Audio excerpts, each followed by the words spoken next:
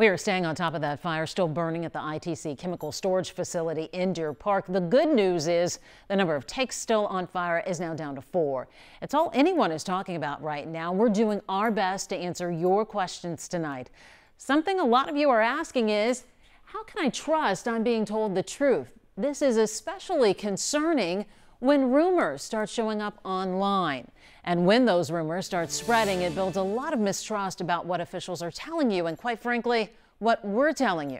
So tonight, Tiffany Craig is verifying 3 different posts spotted on social media. You know how quickly that rumor mill can start with big stories, so we've pulled out the verify board. Let's get started. The first one is that the fire jumped the street. That one was posted all over the place. Well, Harris County officials tweeted about that, saying that was false, that the fire was actually in the tank farm and it has not spread beyond that.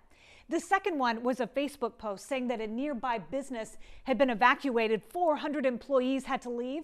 The name of the business is Amspec in LaPorte. Well, that is false. We called there, spoke to 2 employees, including a manager. They say no, they were not evacuated. So into the false column it goes. And finally, some of you questioned whether or not this fire actually started on Sunday, or maybe it started on Saturday. Well, we can confirm that the fire did start on Sunday. The smoke that you saw on Saturday was actually coming from Baytown. The ExxonMobil plant caught fire that day. The ITC fire, that was Sunday. If you've seen a post or something you just want verified, shoot us an email. The address is verify@khou.com. So very helpful. Thanks so much, Tiffany. Our next question.